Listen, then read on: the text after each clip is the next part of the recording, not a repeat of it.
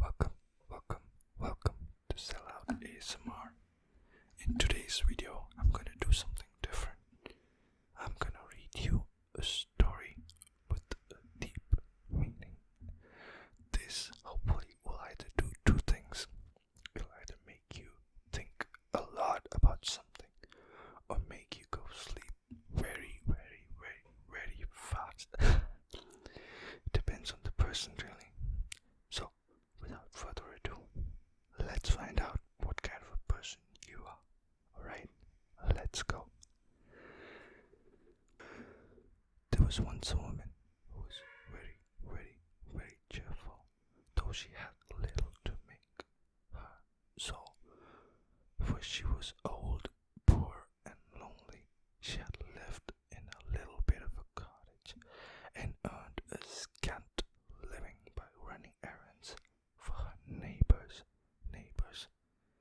getting a bite here and there, a sup there as rewards for her services. So she made a shift to get on and always looked as spree and cheery as if she had not a want in the world. One summer evening, as she was trotting full of smiles as ever along the high road to her home, what should she see but a big pot lying in the ditch? Goodness me, she cried. That would just be the very thing for me if I only had something to put in it.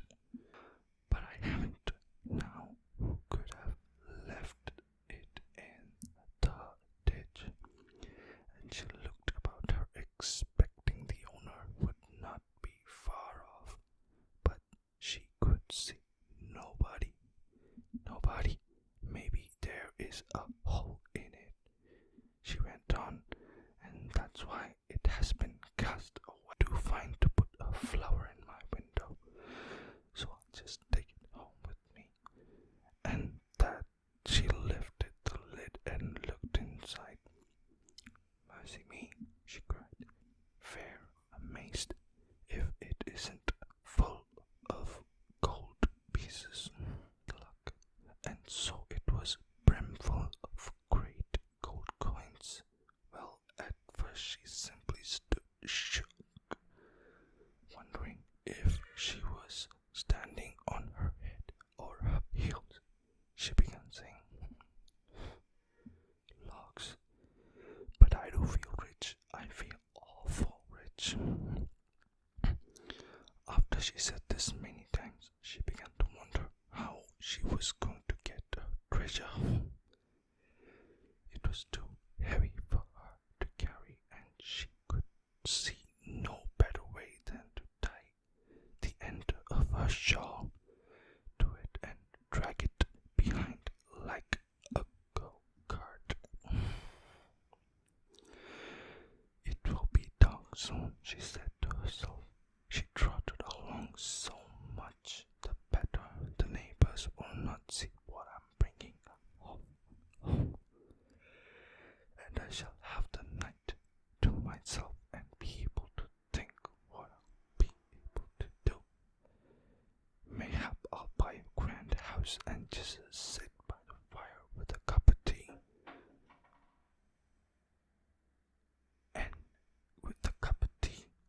And not work and be like a queen.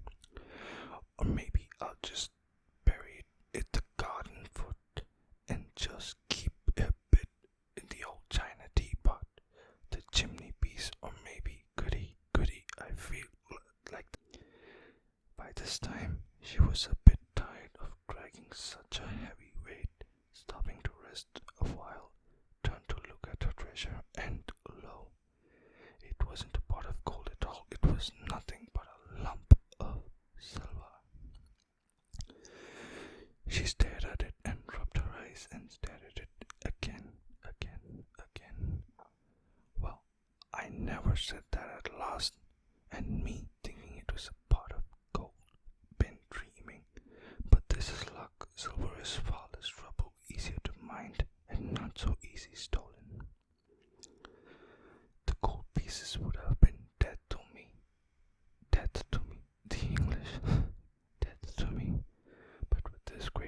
of silver. So she went off again, planning what she would do, and feeling as rich until becoming a bit tired again, and she stopped, rested, and looked around to see if the treasure was safe, and she saw nothing but a lump of, you guessed it, iron. This is a crazy story. Well, I never, says she again, and I mistaking it for silver. I must have been dreaming. But this is real. This is real. I can get penny pieces for old iron, and penny pieces are a deal handier for me than gold and silver. Why should I never have sleep a wink for fear of being robbed? But a penny comes in useful, and I shall sell the iron. What? Where was I? Iron for a lot of real rich rolling. So on she went, trotted full of plans as to how she would spend her penny pieces, till once more she stopped, looked around, to see her treasure was safe. This time she saw nothing but a big stone. The story keeps getting worse. Oh God. Well, I never, she cried, full of smiles, and thinking I mistook it for iron. I must have been dreaming. But there's luck indeed, and me wanting a stone terribly bad to stick open the gate. But it's a change for a better. It's fine to have good luck. So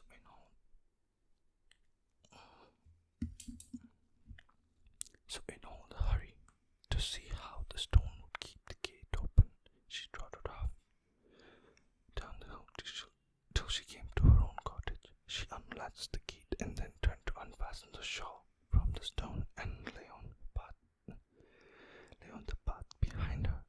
It was a stone, sure enough, but there was plenty light to see it lying there, deuce and peaceable as a stone should.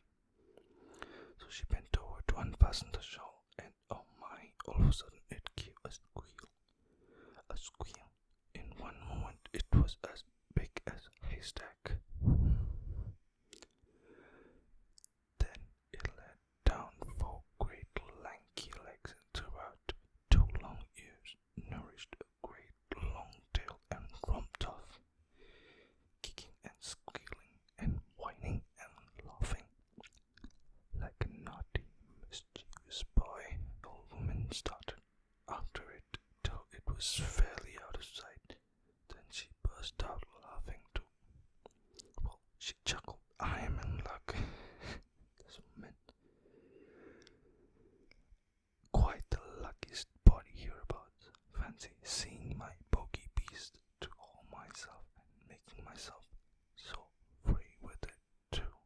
My goodness, I do feel that uplifted, that grand. So she went on to her cottage and spent the evening chuckling over her good luck. So yeah, that was the story. I have really mixed feelings about it. I don't know what to tell you, to be honest, but either ways, hope you enjoyed it. Next time I'll try finding better stories. This was English, and you know how they are. I didn't understand half of it, but I loved reading it to you. Most of all, I want you to have